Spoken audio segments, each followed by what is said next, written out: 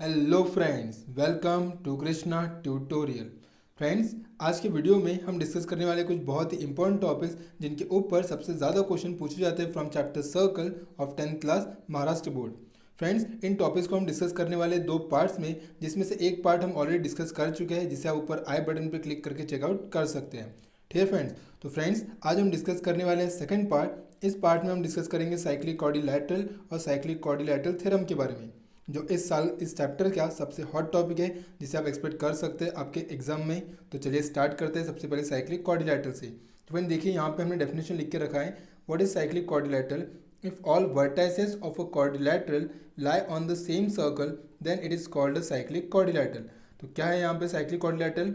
एक क्वाड्रिलैटरल जिसके four vertices जो है वो फोर वर्टाइसेस कहाँ प्रेजेंट रहेंगे? On the same circle. तो ऐसे क्वाड्रिलैटरल को हम कहेंगे साइक्लिक क्वाड्रिलैटरल। तो देखिए यहाँ पे ए बी सी डी, इस क्वाड्रिलैटरल में जो फोर वर्टाइसेस है A B C and D, ये सभी प्रेजेंट है ऑन द सेम सर्कल। तो ऐसे क्वाड्रिलैटरल को फिर हम कहेंगे साइक्लिक क्वाड्रिलैटरल। ठीक है, जिसके चारों वर्टाइसेस कहाँ पे चाहिए? सेम सर्कल पे चाहिए, then it is a cyclic quadrilateral. ठीक है फ्रेंड्स, उसके बाद देखिए थ्योरम ऑफ साइक्लिक क्वाड्रिलैटरल।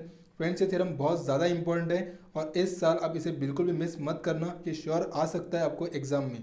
तो देखते हैं क्या है theorem of cyclic quadrilateral. Opposite angles of a cyclic quadrilateral are supplementary. तो फ्रेंड्स, अगर आपके पास साइक्लिक क्वाड्रिलैटरल है तो अकॉर्डिंग टू दिस थ्योरम उसके जो अपोजिट एंगल्स रहेंगे वो क्या रहेंगे? सप्लीमेंट्री रहेंगे।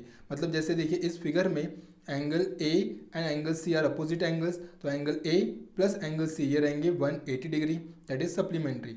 वैसे फ्रेंड देखिए angle D and B are opposite angles and this one is a cyclic quadrilateral. It means sum of these two angles, angle D plus angle B is equal to 180. तो friend देखिए आपको इस theorem में इसे proof करना है। इस theorem को भी हम करेंगे, पहले इन स्टेटमेंट को क्लियर कर ले, बाद में इस थ्योरम को भी आज इस वीडियो में हम करने वाले हैं।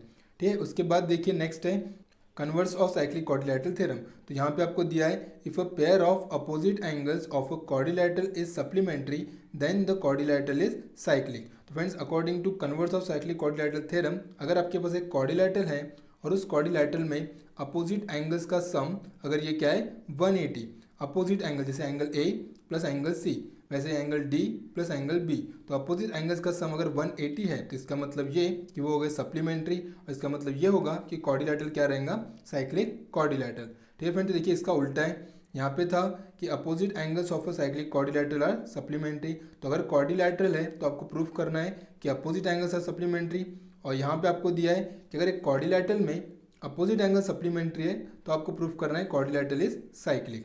ठीक है फ्रेंड्स, उसके बाद देखिए हमारे पास कोरोलरी है, corollary of cyclic quadrilateral theorem. और क्या कहते हैं कोरोलरी? तो देखिए यहाँ पे an exterior angle of a cyclic quadrilateral, an exterior angle of a cyclic quadrilateral is congruent to the angle opposite to its adjacent interior. तो फ्रेंड देखिए काफ़ी इंपॉर्टेंट है कोरोलरी, और क्या है इसका मतलब? An exterior angle of a cyclic quadrilateral. तो देखिए यहाँ पे quadrilateral A B C D, this is a cyclic quadrilateral, और देखिए एंगल ए डी ई ये क्या है? इसका एक्सटीरियर एंगल। तो क्या कहते हैं corollary? An exterior angle of a cyclic quadrilateral, तो exterior angle of this quadrilateral cyclic वाले, ये एंगल क्या रहेगा? कॉन्ग्रुएंट रहेगा, is congruent to the angle. तो ये एंगल क्या रहेगा? कॉन्ग्रुएंट किसे? To the angle opposite to its adjacent interior. तो फ्रेंड देखिए ये एक्सटीरियर एंगल क्या रहेगा? कॉन्ग्रुएंट रहेगा, बट किससे रहेगा? To its adjacent interior. तो देखिए इसका जो एडजेसेंट है वो ये है, और ये इंटीरियर एंगल है। देखिए इंटीरियर एंगल तो ये चारों इंटीरियर एंगल्स है, बट इस एक्सटीरियर एंगल का जो एडजेसेंट इंटीरियर है वो है ए डी सी। तो इस ए डी सी, इस एडजेसेंट इंटीरियर का जो अपोजिट एंगल है उसको ये एक्सटीरियर एंगल क्या रहेगा? कॉन्ग्रुएंट। ये exterior angle of a cyclic quadrilateral ये क्या रहेगा? कॉन्ग्रुएंट रहेगा किसे? To the angle, which angle? Opposite to its adjacent interior. तो इस एक्सटीरियर एंगल का जो एडजेसेंट इंटीरियर है, इंटीरियर तो चार है बट इसका एडजेसेंट इंटीरियर कौन सा है? A D C. तो इस एडजेसेंट इंटीरियर का जो अपोजिट एंगल है उसे कॉन्ग्रुएंट रहेगा, मतलब किसे? एंगल ए बी सी को। तो देखिए यहाँ पे in the figure angle A D E is an exterior angle, angle A D E is an exterior angle है, A D E is an exterior angle. So therefore according to this corollary ये जो exterior angle है A D ई ये क्या रहेगा? Congruent रहेगा किसे? Angle A B सी को। ठीक है, एडजेसेंट इंटीरियर को कॉन्ग्रुएंट नहीं रहेगा क्योंकि ये तो रहेगा सप्लीमेंट्री। ये किसको कॉन्ग्रुएंट रहेगा? Opposite angle to its adjacent interior, मतलब ADE और ABC क्या रहेंगे, कॉन्ग्रुएंट। ठीक है फ्रेंड्स, अब देखिए उसके बाद हमारे पास नेक्स्ट एक थ्योरम है जिसे आपको यूज़ करना पड़ेगा किसी एक प्रॉब्लम में। तो देखिए क्या है ये थ्योरम। इसमें आपको दिया है if two points on a given line subtend equal angles at two distinct points which lie on the same side of the line then the 4 points are concyclic. तो फ्रेंड देखिए क्या मतलब है इस थ्योरम का। देखिए आपके पास एक लाइन है AD और इस लाइन AD पे देखिए दो पॉइंट्स हैं, given points A and D। अब ये दो पॉइंट्स देखिए क्या कर रहे हैं, दो एंगल फॉर्म कर रहे हैं ABD एंड ACD। और ये दोनों एंगल्स देखिए प्रेजेंट है on the same side of the line, मतलब ऊपर की तरफ है दोनों के दोनों ऑन द सेम साइड। और अगर ये दोनों एंगल्स अगर इक्वल है, मतलब कौन सा एंगल ABD, ये इक्वल रहेगा ACD को।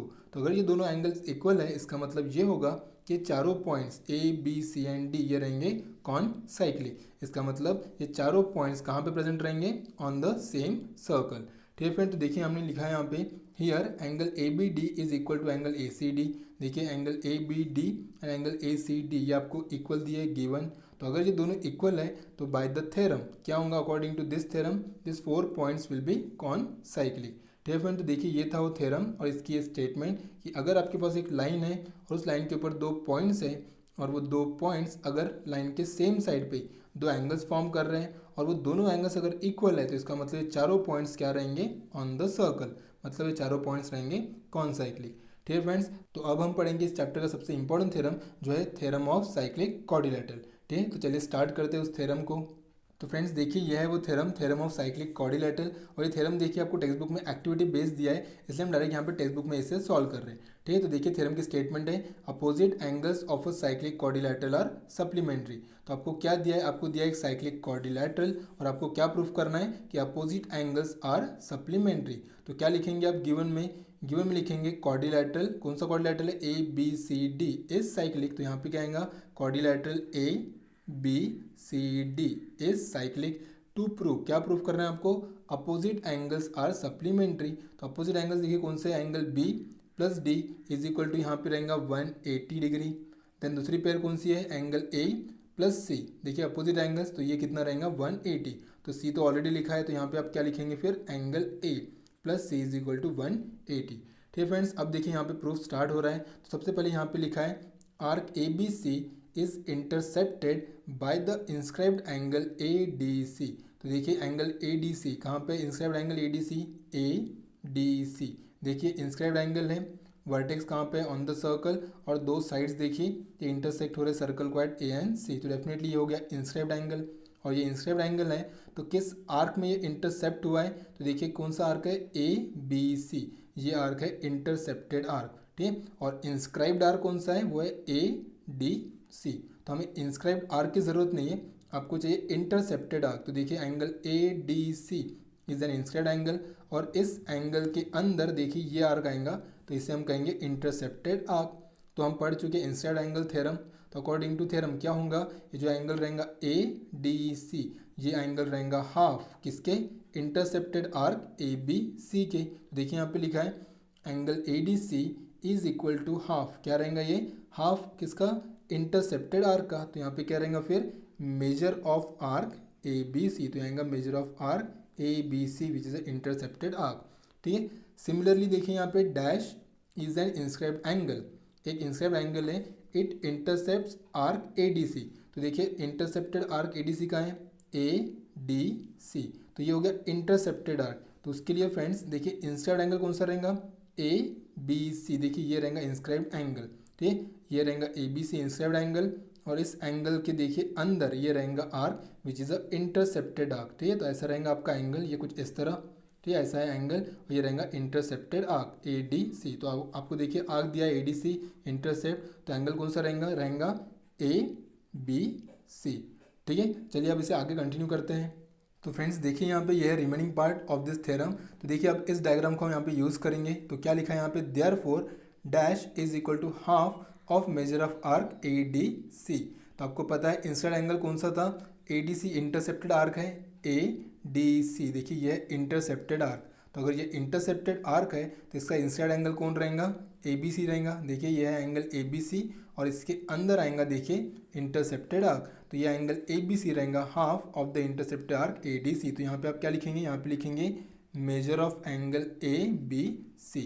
ठीक है फ्रेंड्स, अब देखिए यहाँ पे क्या है फ्रॉम 1 and 2 हम क्या करेंगे, दोनों इक्वेशंस को ऐड करेंगे। तो देखिए फर्स्ट इक्वेशन कौन सी थी आपकी, यहाँ पे देख सकते हैं आप, देखिए ये है आपकी फर्स्ट इक्वेशन जहाँ पे angle A D C is equal to half of major of arc A B C लिखा है। ठीक है, तो आपको दोनों इक्वेशन को ऐड करना है, मतलब लेफ्ट हैंड साइड का एडिशन रहेगा और राइट हैंड साइड का। तो यहाँ पे ए डी सी है तो यहाँ पे है एंगल ए बी सी, तो क्या लिखेंगे फिर आप, दोनों इक्वेशंस को ऐड कर रहे हैं फ्रॉम 1 and 2, तो ये आएगा A D C first equation का, तो यहाँ पे क्या रहेगा angle measure of angle A B C.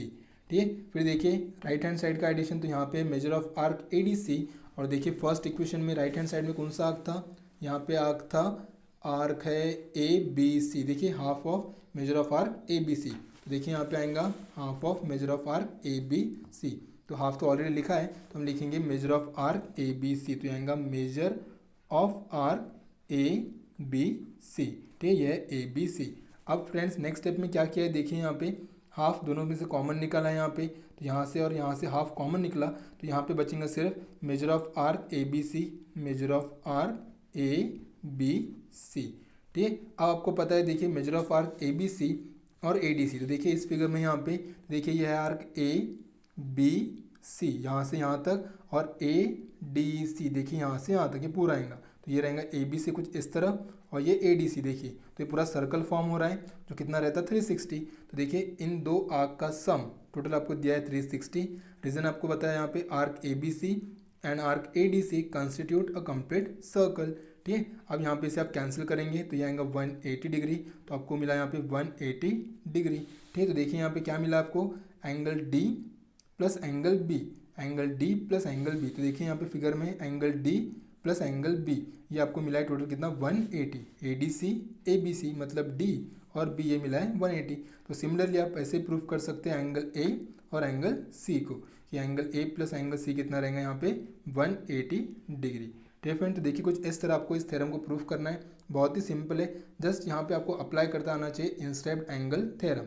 ठीक है फ्रेंड, तो काफ़ी इंपॉर्टेंट थ्योरम है। और क्या कहता है थ्योरम, जैसे अगर ए डी सी ये इंस्क्राइब्ड एंगल है तो ये इंस्क्राइब्ड एंगल इसके इंटरसेप्टेड आर्क के क्या रहेगा, हाफ। तो इस ए डी सी के लिए इंटरसेप्टेड आर्क कौन रहेगा, देखिए ये रहेगा। अगर आपका inscribed angle D A B है, डी ए बी, तो इस एंगल के लिए जो इंटरसेप्टेड आर्क है वो कौन सा रहेगा, डी सी बी। ठीक है, एंगल के अंदर आने वाला वो आर्क वो रहता है इंटरसेप्टेड आर्क। ठीक है फ्रेंड्स, देखिए ये था वो second part related to cyclic quadrilateral जो काफ़ी इंपॉर्टेंट है। तो फ्रेंड्स ये दोनों पार्ट जो हमने डिस्कस किए पार्ट 1 एंड पार्ट 2 ये बहुत ही ज़्यादा इंपॉर्टेंट है, क्योंकि इन दो पार्ट्स में से सबसे ज़्यादा क्वेश्चन पूछे जाते हैं आपके इस चैप्टर से। ठीक है फ्रेंड, तो इन दोनों पार्ट्स को आप बहुत अच्छे से रिवाइज कीजिए, क्योंकि अब आने वाली जो एक्सरसाइज है प्रैक्टिस सेट 3.4 वो इन्हीं सब कंसेप्ट्स के ऊपर डिपेंड है। तो आप इन दोनों पार्ट्स को बहुत अच्छे से रिवाइज कर लीजिए, और सबसे मेन आपको वो जो कंसेप्ट है इंस्क्राइब्ड एंगल का, इंस्क्राइब्ड आर्क का और इंटरसेप्टेड आर्क का, वो बहुत ही अच्छे से क्लियर होना चाहिए कि what is inscribed angle, what is intercepted arc, what is inscribed arc. ठीक है, तो जो एंगल के अंदर आर्क आएगा वो हो गया इंटरसेप्टेड आर्क, और जो बाहर रहेगा वो रहेगा इंस्क्राइब्ड आर्क। ठीक है फ्रेंड, तो इसके नेक्स्ट वीडियो में हम स्टार्ट करेंगे प्रैक्टिस सेट 3.4। तब तक आप इन दोनों वीडियोस को अच्छे से रिवाइज कर लीजिए, और अगर आपको कुछ भी डाउट हो तो कमेंट बॉक्स में कमेंट कीजिए। और फ्रेंड्स अगर ये वीडियो आपको यूजफुल लगे तो प्लीज़ इसे लाइक कीजिए, शेयर कीजिए और चैनल को सब्सक्राइब कीजिए। And thank you so much for watching.